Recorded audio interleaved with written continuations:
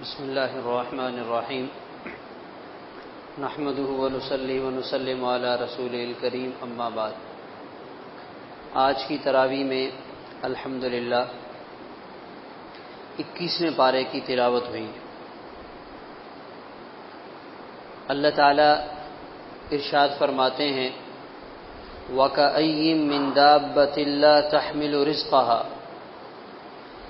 زمین پر رہنے والے جاندار ان میں کتنے ایسے ہیں جو اپنا رزق اپنے ساتھ اٹھائے نہیں پھرتے۔ اللہ یرزقها وإیاکم، اللہ تعالیٰ انہیں بھی روزی دیتے ہیں اور اللہ تعالیٰ تمہیں بھی روزی دیتے ہیں۔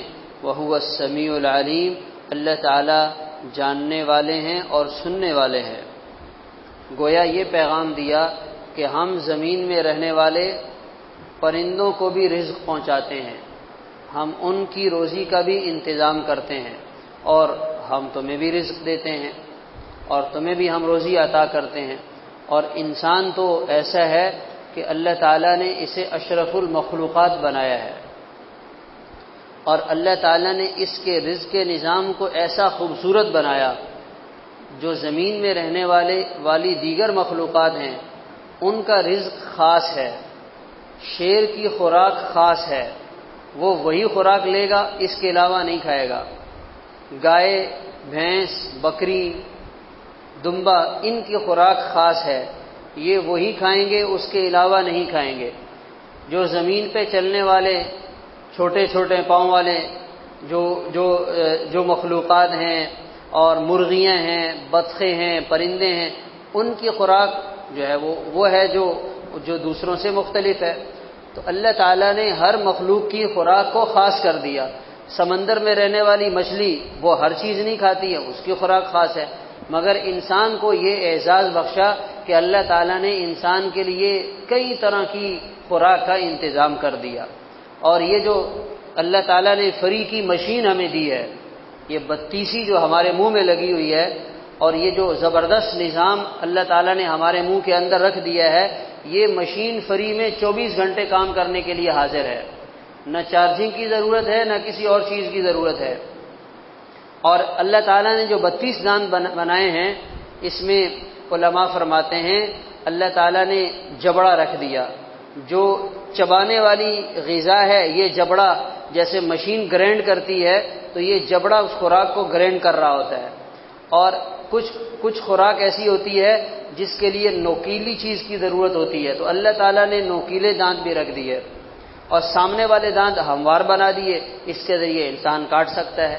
تو ہر طرح کا اللہ تعالیٰ نے انتظام کر دیا، یہ چبا بھی سکتا ہے، یہ کاٹ بھی سکتا ہے، یہ نوچ بھی سکتا ہے۔ اور خوراک کو ہضم کرنے کے لیے لعاب کی ضرورت ہے، کوئی ایسا لیکوڈ مادہ ہو جو خوراک کے ساتھ مل کر اس کو اس قابل بنا دے کہ وہ نرمی کے ساتھ گلے سے نیچے اتر جائے۔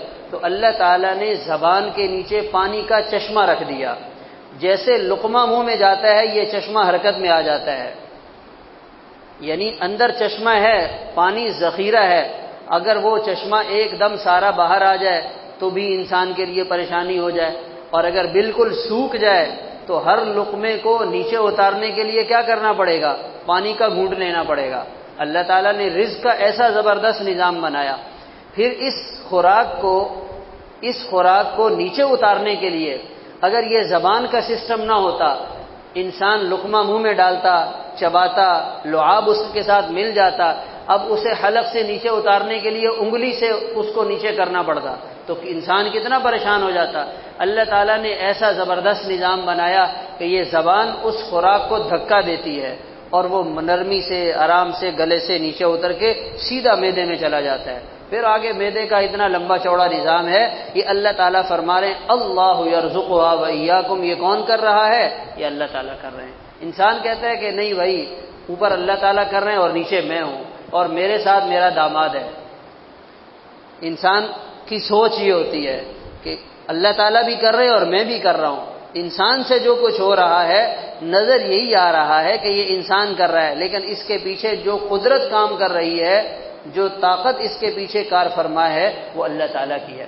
جیسے پہلے زمانے میں یہ کرتب دکھانے والے آتے تھے، تو انہوں نے وہ مجسمے بنائے ہوتے تھے کاغذ کے، اور ان کو دھاگے کے ساتھ باندھا ہوتا تھا۔ وہ پردے کے پیچھے بیٹھ جاتے اور وہ پیچھے سے دھاگا ہلاتے، وہ نظر آتا کہ بھائی وہ اس کا ہاتھ ہل رہا ہے، اس کا سر ہل رہا ہے، تو لوگ حیران ہو جاتے بچے کہ یہ دیکھو یہ کیسی چیز ہے، خود بخود ہل رہی ہے۔ تو وہ خود نہیں ہل رہی، وہ دھاگا نظر نہیں آ رہا۔ تو انسان سمجھتا ہے کہ میں نے یہ کر لیا، میں نے یہ بنا لیا، اور میں نے اتنی محنت کر لی، اور میں نے ان کے لیے انتظام کیا، تو انسان سمجھ رہا ہے میں کر رہا ہوں، وہ نہیں کر رہا ہوتا، وہ اللہ تعالیٰ کی قدرت اس کے ساتھ ہوتی ہے، اللہ تعالیٰ اس کے کاموں کو آسان بناتے ہیں۔ تو یہ رزق کے معاملے میں اللہ تعالیٰ نے ہمیں بار بار یقین دہانی کروائی ہے اور فرمایا کہ بھائی اس کی زیادہ ٹینشن لینے کی ضرورت نہیں ہے، محنت کریں، کوشش کریں، اپنا دماغ استعمال کریں، لیکن رزلٹ اور نتیجہ کس کے ہاتھ میں ہے؟ وہ اللہ تعالیٰ کے ہاتھ میں۔ اللہ تعالیٰ جیسے چاہتے ہیں وہ فرما دیتے ہیں، وہ اللہ کا فیصلہ ہوتا ہے۔ اس کے ساتھ سورۃ الروم ہے، سورۃ الروم میں اللہ تعالیٰ نے اپنی قدرت کی بڑی بڑی نشانیوں کا تذکرہ فرمایا۔ کیا تذکرہ فرمایا؟ وَمِنْ آيَاتِهِ أَنْ خَلَقَ لَكُم مِّنْ أَنفُسِكُمْ أَزْوَاجًا، اللہ تعالیٰ نے تمہارے رہنے کے لیے بیویوں کا انتظام کیا۔ تفسیر میں آتا ہے حضرت آدم علیہ السلام کو جب جنت میں بھیجا گیا تو انہیں وہاں اکیلے تنہائی محسوس ہوئی، تو اس میں اللہ تعالیٰ سے انہوں نے درخواست کی، اور پھر آگے اللہ تعالیٰ نے ان کے لیے بیگم کا انتظام کیا۔ تو انسان اکیلا اگر تنہائی کے ساتھ زندگی گزارے تو پھر وہ اس کے لیے مشکل ہو جاتا ہے، اس کو اپنے ساتھ کوئی رفیق حیات چاہیے ہوتا ہے جس کے ساتھ وہ اپنی زندگی گزار سکے۔ تو انسان تنہا رہنے والی مخلوق نہیں ہے، انسان انسانوں کے ساتھ رہنے والی مخلوق ہے۔ تو اس لیے فرمایا کہ ہم نے تمہارے لیے تم میں سے بیویوں کو پیدا کیا، لِتَسْكُنُوا إِلَيْهَا، تاکہ تم اس کے ذریعے سے سکون حاصل کرو، اور تمہارے درمیان محبت اور رحمت اور شفقت کے جذبات رکھ دیے۔ تو اب اس میں اصل مقصد تو یہی ہے کہ میاں بیوی کے تعلقات خوشگوار ہونے چاہیے، محبت ہونی چاہیے اور ہمدردی ہونی چاہیے۔ علماء فرماتے ہیں جوانی کے زمانے میں محبت والے جذبات اور بڑھاپے کے زمانے میں شفقت والے جذبات۔ اب ہمارے ہاں تو ماحول جو ہے وہ کیا ہے، بالکل اس سے مختلف چل رہا ہے۔ میاں بیوی ایک دوسرے سے پریشان ہو جاتے ہیں اور ایک دوسرے سے بیزار ہو جاتے ہیں، تو اب اس کا کیا علاج ہے بھائی؟ اس کا علاج یہ ہے کہ اپنی ناک کو کیا کرنا پڑے گا؟ نیچے کرنا پڑے گا۔ عورت کہتی ہے میں اپنی ناک نیچے نہیں کروں گی، اور مرد کہتا ہے کہ میں اپنی ناک نیچے نہیں کروں گی۔ تو آج ہر گھر میں لڑائی جھگڑا بھی ہے اور بدمزگی بھی ہے اور پریشانی بھی ہے۔ تو اگر مرد ہار مان لے تو اس کا گھر بچ جائے گا، اگر عورت ہار مان لے تو اس کا گھر بچ جائے گا۔ اس میں نقصان کسی اور کا نہیں ہوتا، اس میں بنیادی طور پہ جو نقصان ہوتا ہے وہ اس شوہر کا ہوتا ہے یا وہ اس عورت کا ہوتا ہے۔ اور لڑائی جھگڑا اب ہمارے زمانے میں چونکہ یہ ایک ہماری زندگی کا حصہ بن گیا ہے، تو اب اس کو ہم نے کیا کرنا ہے؟ برداشت کرنا ہے، اور اس کو چلانا ہے، اور اس کو انجوائے کرنا ہے۔ زیادہ ٹینشن نہیں لینی، زیادہ مسئلہ ہوا تو 2 دن باہر ہوٹل سے کھانا کھا لیں، بس اس سے زیادہ اور کیا ہو سکتا ہے؟ بس یہی اپنی ناراضگی کا اظہار ہے۔ اب اس کو تو اپنے گھر سے نہیں نکال سکتے، اور نہ اس کو آپ علیحدہ کر سکتے ہیں، کیونکہ آپ کے بچے ہیں، اس کے بچے ہیں، دونوں کی اولاد ہے، دونوں کا مستقبل ہے، دونوں کی زندگی ہے۔ تو اس لیے لڑائی جھگڑے کے ساتھ برداشت کرتے ہوئے اپنی زندگی کو کیا کرنا ہے بھائی؟ آگے بڑھانا ہے۔ اگر کوئی کہے کہ بھائی ہمارے درمیان لڑائی جھگڑا نہیں ہے تو یہ مشکل ہے۔ ایسا آج کے دور میں کیا ہے؟ یہ بہت مشکل ہے، ناممکنات میں سے ہے۔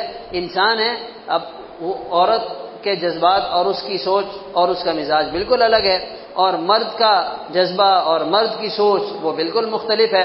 تو اس لیے اس میں جو بیچ کا راستہ سہولت سے مل جائے اس پہ چلتے ہوئے اپنا جو ہے وہ کام چلایا جائے اور اپنی زندگی گزاری جائے۔ البتہ یہ ضرور ہے کہ جب جنت میں پہنچ جائیں گے تو وہاں پھر ساری پریشانیاں ختم ہو جائیں گی، پھر جو آپ بولیں گے ویسے ہی ہوگا، جس اسٹائل کی بیوی آپ کو چاہیے ہوگی اس طرح کی مل جائے گی، جو خوبیاں آپ اس میں دیکھنا چاہتے ہیں وہ خوبیاں آپ کو نظر آ جائیں گی۔ اور شیطان ایسا ظالم ہے، جب تک میاں بیوی نکاح کے رشتے سے جڑے ہوئے ہوتے ہیں وہ خامیاں دکھلاتا ہے، پھر جب ان کا رشتہ ختم ہو جاتا ہے پھر اس کو بیوی بھی یاد آتی ہے اور اس کو شوہر بھی یاد آتا ہے، پھر اس کو وہ خامیاں نظر نہیں آتی، پھر اس کو اچھائیاں یاد آتی ہیں کہ یار کم از کم چائے تو بنا کر دے دیتی تھی، یار چلو کم از کم سبزی تو اچھی لے آتا تھا، تو وہ پھر خوبیاں یاد آتی ہیں. تو ان خوبیوں کو اتنا دیر سے یاد کرنے کے بجائے آدمی کیا کر لے، ابھی یاد کر لیا کرے، خامیوں کو نظر انداز کر دے. تو اس طریقے سے چلیں گے تو انشاءاللہ اپنی بھی جو ہے وہ زندگی طریقے سے گزر جائے گی، اور زیادہ کسی کے لیے جو ہے وہ انسان بوجھ بھی نہیں بنے گا. انسان زیادہ زور لگا کر بیوی کو فارغ کر دے تو وہ جب بیچارہ بوڑھا ہو جائے گا نا تو اس کو کوئی بھی نہیں رکھے گا، بہن بھائی کوئی نہیں سنبھالتے. وہ وقتی طور پہ تو ایسے معاملات میں بڑے جذباتی ہو جاتے ہیں کہ بھائی ہم آپ کے ساتھ ہیں. وہ بہنیں اب بیوی کو پٹیاں پڑھاتی ہیں، یہ کیسا آدمی ہے، کسی کام کا نہیں ہے، اس کو چھوڑ دو، ادھر واپس آ جاؤ. تو بعد میں کوئی بھی نہیں پوچھتا ہے. وہ ہر ایک کی اپنی زندگی ہے، اپنا گھر ہے، اپنی مصروفیات ہے. تو کون کسی کو اتنا زیادہ پروٹوکول دیتا ہے؟ تو میاں بیوی ہی اس لڑائی جھگڑے کے ساتھ ایک دوسرے کو برداشت کر لیں تو اسی میں حفاظت ہے. پھر اس کے ساتھ اللہ تعالیٰ نے فرمایا یہ بھی ہماری قدرت کی نشانیاں ہیں کہ ہم نے تمہارے رنگوں کو مختلف بنا دیا، تمہاری زبانوں کو مختلف بنا دیا، رات کو تمہارے آرام کے لیے بنا دیا اور دن کو تمہارے کام کے لیے بنا دیا. تو رات کو اللہ تعالیٰ نے کس کے لیے بنایا ہے؟ آرام کے لیے بنایا. اب ہم لوگ کہتے ہیں کہ نہیں ہم رات کو بھی کام کریں گے. تو رات کا کام کرنا یہ فطرت کے بھی خلاف ہے اور دین کی ہدایات کے بھی خلاف ہے. آپ صلی اللہ علیہ وسلم نے اپنی امت کے صبح کے اوقات میں برکت کی دعا مانگی ہے. اور ایک صحابی فرماتے ہیں کہ جب بھی ہم صبح کے وقت گئے ہیں اللہ تعالیٰ نے ہمارے اس سفر کو برکت والا بنایا، ہمارے کاروبار میں خوب برکت عطا کی. تو اس لیے ہمیں رات کو جاگنے کے بجائے آرام کرنا چاہیے. رات والی جاب صحیح نہیں ہے. اگر آپ کو اچھی خاصی تنخواہ بھی مل رہی ہے اور آپ اپنی نیند کی قربانی دے رہے ہیں تو آج آپ کو جو پیسہ مل رہا ہے نا، کچھ عرصے کے بعد یہ آپ کی بیماریوں کی دواؤں میں چلا جائے گا. آپ اپنی صحت برباد کر رہے ہیں. پیسہ تو مل رہا ہے لیکن کیا کر رہے ہیں؟ صحت برباد کر رہے ہیں. آپ بندہ سارا دن سوتا رہے وہ کمی پوری نہیں ہو سکتی جو اللہ تعالیٰ نے رات کی نیند میں رکھی ہے. اور خاص طور پر یہ جو 10 بجے سے لے کر 2 بجے تک کا ٹائم ہے یہ مین سونے کا ٹائم یہی ہے. اس کے اندر انسان کی جو نیند کی ضرورت ہے وہ پوری ہو جاتی ہے. رات کو 10 بجے سے لے کر 2 بجے تک اگر یہ ٹائم آپ کو سونے کے لیے مل گیا تو آپ کی نیند کی ضرورت بڑی حد تک پوری ہو جائے گی. لیکن ہم لوگ کیا کریں، ہمیں تو ہمارے بچوں کو بھی 12 بجے تک نیند نہیں آتی ہے اور 1-2 بجے ہم بستر پہ جاتے ہیں. تو پھر وہ تو ٹائم ہم نے نکال دیا، پھر کہتے ہیں فجر کی نماز میں آنکھ نہیں کھلتی ہے. تو بھائی آپ کوئی اتنے بزرگ تو نہیں ہیں کہ آپ رات 2 بجے سوئے اور صبح تہجد میں بھی آپ کی آنکھ کھل جائے اور فجر میں بھی آپ آ جائیں. آپ ایک عام گناہگار انسان ہیں. تو آپ نے ابھی 2 گھنٹے ہوئے ہیں آنکھ لگائی ہے تو اتنا جلدی تو کسی بزرگ کے بھی آنکھ نہیں کھلتی ہے. تو ہمیں اپنی نیند کو رات میں ایک روٹین پہ لانے کی کوشش کرنی چاہیے. اپنے بچوں کا، اپنے گھر کا ماحول ہی ایسا بنا لیں. اب کراچی میں تو جو ہے وہ ماحول ایسا بنا ہوا ہے، چھوٹے چھوٹے بچے ہیں وہ کہتے ہیں جی رات کو ہمیں نیند نہیں آتی ہے. بچہ اور اس کو نیند نہ آئے یہ کیسے ہو سکتا ہے؟ لیکن ماحول ایسا بگڑا اور ایسا خراب ہوا تو ہمیں اپنی رات کی نیند کو اپنی ایک روٹین بنا کر انشاءاللہ لائیں گے تو ہمارا دن کا نظام الاوقات بھی صحیح چلے گا اور رات بھی انشاءاللہ ہماری صحیح ہوگی. اس کے ساتھ سورۃ لقمان ہے. حضرت لقمان علیہ السلام بہت حکیم، دانا اور اللہ تعالیٰ کی طرف سے حکمت اور بصیرت دیے گئے انسان تھے اور ان کی نصیحتیں بہت مشہور ہیں. ان میں سے کچھ نصیحتوں کا تذکرہ یہاں پر اللہ تعالیٰ نے کیا. ماں باپ کی فرما برداری کرنا اور ساتھ یہ بتایا کہ اے میرے پیارے بیٹے یاد رکھنا اگر کوئی بھی اچھا کام کرو گے یا برا کام کرو گے، چھوٹا ہو یا بڑا ہو، کسی تنہائی میں ہو، بند کمرے میں ہو، کسی دور دراز جگہ پر ہو، اللہ تعالیٰ قیامت کے دن اسے حاضر کریں گے. اللہ تعالیٰ لطیف ہیں اور جاننے والے ہیں. اور اے میرے پیارے بیٹے نماز قائم کرو، نیکی کا حکم کرو، برائی سے منع کرو. اگر زندگی میں کوئی حالات آ جائیں اس پہ صبر کرو، بے شک یہ بڑی ہمت کے کام ہیں. اور اپنا رخسار پھلا کر اور اپنا ٹیڑھے چہرے کے اوپر غلط تکبر والے تاثرات لے کر لوگوں سے ملاقات مت کرو اور زمین کر اکڑ کر مت چلو. اللہ تعالیٰ تکبر کرنے والے کو اور فخر کرنے والے کو پسند نہیں فرماتے. درمیانہ روی کے ساتھ چال رکھو، اپنی آواز کو پست رکھو اور جو گدھے کی آواز ہے یہ سب سے زیادہ ناپسندیدہ آواز ہے. تو اس میں جو ہمیں میسج ملتا ہے وہ یہی ہے کہ بھائی ہم بھی اپنی اولاد کو اسی طرح صحیح معنوں میں تعلیم دیں، ان کی صحیح تربیت کریں اور ان کو صحیح زندگی گزارنے کے اصول اور ضوابط بتلائیں۔ اور اس میں کیا ہے کہ ہمارا بچہ اور ہم خود اپنے رب کے بھی وفادار ہوں اور اپنے ماں باپ کے بھی وفادار ہوں۔ جو اپنے رب کا وفادار ہوگا وہ اپنے ماں باپ کا بھی فرما بردار بنے گا، اور جسے اپنے رب کا فرما بردار ہم نے نہ بنایا تو پھر اس کا نقصان یہ ہوگا کہ وہ پھر ہمارا بھی فرما بردار نہیں رہے گا۔ اس کے ساتھ اس سورۃ لقمان کے اخیر میں اللہ تعالیٰ نے فرمایا، اے لوگوں اس دن سے ڈرو جس دن کوئی والد اپنی اولاد کے کام نہیں آئے گا اور نہ اولاد اپنے والد کے کام آئے گی۔ ان وعد اللہ حق، اللہ کا وعدہ حق اور سچ ہے۔ یہ دنیا کی زندگی تمہیں دھوکے میں نہ ڈالے، اور جو شیطان دھوکے باز ہے وہ بھی تمہیں دھوکے میں نہ ڈالے۔ تو انسان آخرت میں جب پہنچے گا تو اسے یہی ہوگا کہ بھائی مجھے کامیابی مل جائے اور مجھے نجات مل جائے اور میری جنت کا فیصلہ ہو جائے، وہاں کوئی کسی دوسرے کے لیے فکر مند نہیں ہوگا، نفسا نفسی کا عالم ہوگا۔ ہاں اس میں یہ ہے کہ جو اللہ کے ایسے نیک بندے جن کی نیکی اللہ تعالیٰ نے پسند فرمائی، ان کو شفاعت کی اجازت ملے گی اور وہ سفارش کریں گے، لیکن وہ بھی ایک ٹائم کے بعد جا کے اس چیز کی باری آئے گی، ورنہ شروع میں تو ہر انسان پریشان ہوگا۔ جب انبیاء علیہم السلام پریشان ہوں گے تو عام آدمی کا کیا حال ہوگا؟ تو اس لیے اللہ تعالیٰ نے فرمایا کہ بھائی اس دن کوئی کسی کے کام نہیں آئے گا، اس دن کی تیاری کا سامان دنیا سے اپنے ساتھ لے کر آؤ۔ پھر اس کے ساتھ فرمایا ان اللہ عندہ علم الساعہ، قیامت کا علم اللہ تعالیٰ کے پاس ہے۔ اللہ تعالیٰ بارش برساتے ہیں، اللہ تعالیٰ جانتے ہیں اور عورت کے رحم میں کیا ہے، وما تدری نفس ماذا تکسب غدا، اور کسی انسان کو یہ نہیں معلوم آنے والی کل میں وہ کیا کرے گا، کیا کمائے گا، اور انسان کو اپنی موت کی جگہ کا علم بھی نہیں ہے۔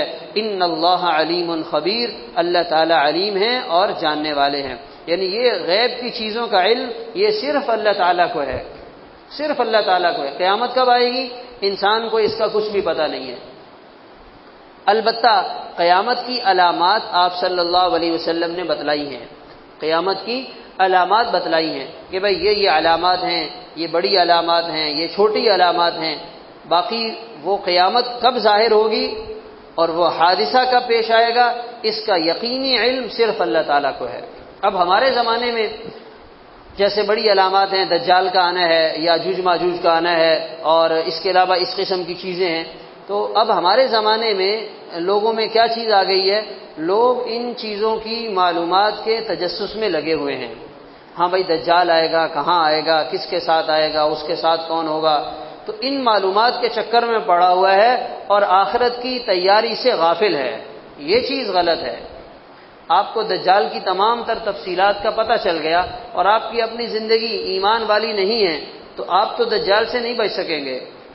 اصل جو ہمارا دین چاہتا ہے وہ یہ ہے کہ غیر ضروری چیزوں میں لگنے کے بجائے اپنے کام کی چیزوں کو کریں۔ اللہ تعالیٰ نے 5 نمازیں آپ پر فرض کی، آپ وہ کر رہے ہیں، پڑھ رہے ہیں، ادا کر رہے ہیں، تو بس یہ آپ کا کام ہے۔ دجال جہاں سے بھی آئے گا، جس کے ساتھ بھی آئے گا، جو بھی اس کے ساتھ ہوگا، آپ اپنی زندگی میں ایمان اعمال کے ساتھ ہوں گے تو آپ کو زیادہ خطرہ نہیں ہوگا۔ اور اگر آپ انسان ادھر ادھر کی بس ریسرچ میں لگا رہے اور اس نے اپنی زندگی کو عملاً دین کے مطابق نہ بنایا تو پھر وہ نقصان اٹھائے گا۔ تو یہ غیب کی ساری چیزیں صرف اللہ تعالیٰ کے پاس ہیں۔ آج ہم یہاں رمضان کے مہینے میں بیٹھے ہوئے ہیں، اللہ کا پاک کلام سن رہے ہیں، تراویح کی نماز پڑھ رہے ہیں، ہم میں سے کسی کو کیا خبر کہ آئندہ رمضان اسے ملے یا نہ ملے؟ کسی کو کیا معلوم آئندہ رمضان کے روزے رکھ سکے گا یا نہیں رکھ سکے گا؟ ہماری موت کراچی میں آئے گی، ہماری موت اسلام آباد میں آئے گی، ہماری موت مغرب میں آئے گی، ہماری موت دنیا کے کس خطے میں آئے گی، اس کا ہمیں کچھ پتہ نہیں۔ جہاں موت آئے گی کلمہ پڑھ کے انسان کیا ہو، اللہ کے سامنے حاضر ہو جائے، اور یہ تبھی ہوگا جب انسان کی بھرپور تیاری ہوگی۔ اللہ تعالیٰ عمل کرنے کی توفیق عطا فرمائے۔